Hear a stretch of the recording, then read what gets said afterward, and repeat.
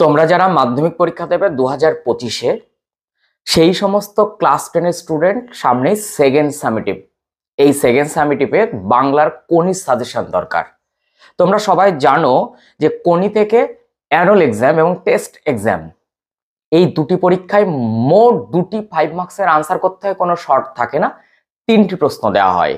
কিন্তু ইউনিট টেস্টে অর্থাৎ ফার্স্ট সামেটিভ 31 পেজ পর্যন্ত তোমাদের হয়েছিল, তারপর থেকে তোমার সেকেন্ড সামেটিভ, এবং সেখানে কিন্তু ইউনিটের পরীক্ষা আর টেস্ট আর ফাইনাল এক্সামের মধ্যে একটুখানি ডিফারেন্স আছে। সেটা কি, ইউনিটে কিন্তু অনলি 85-এর আনসার করতে হয়। কোনো কোনো স্কুল নাম্বার মেলানোর জন্য এটি 4ও করে দেয়, কোনো শর্ট থাকে না। কাজেই এখানে সাজেশন খুব দরকার।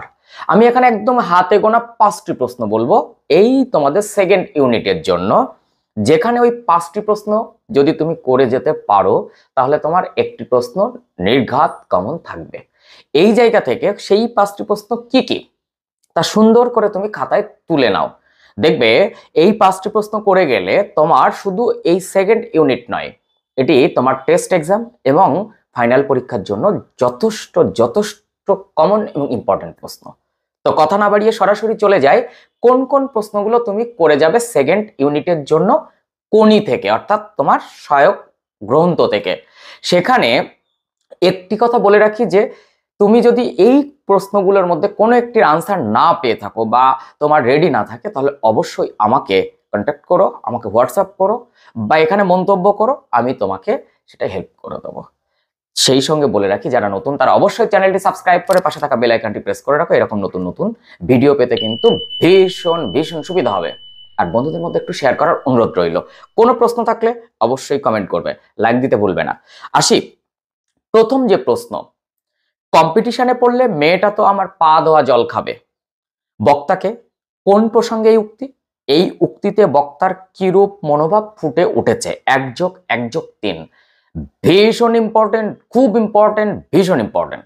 বারবার করে বলছি, প্রশ্নটি কিন্তু ছাড়বে না ছাড়বে না ছাড়বে না।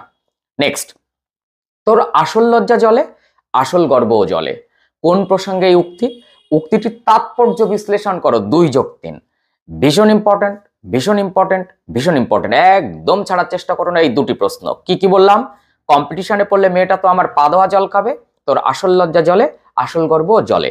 তৃতীয় প্রশ্ন, এটা বুকের মধ্যে পুষে রাখুক, কি পুষে রাখার কথা বলা হয়েছে, কি কারণে এই পুষে রাখা? 2+3, এটিও ভীষণ ইম্পর্টেন্ট। এরপর কিদা, এবার আমরা কি খাবো?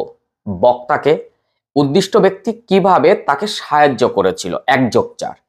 অ্যান্ড লাস্ট, আমার ভবিষ্যৎ, কাকে নিয়ে বক্তার এরূপ মন্তব্য? এই উক্তিতে বক্তার কিরূপ মনোভাব ফুটে উঠেছে? এই 5টি প্রশ্ন ভীষণ ভালোভাবে করে যাও। তার মধ্যে দিয়ে প্রথম যে দুটি প্রশ্ন বললাম ভীষণ ভীষণ ইম্পর্টেন্ট, বলে রাখা প্রয়োজন।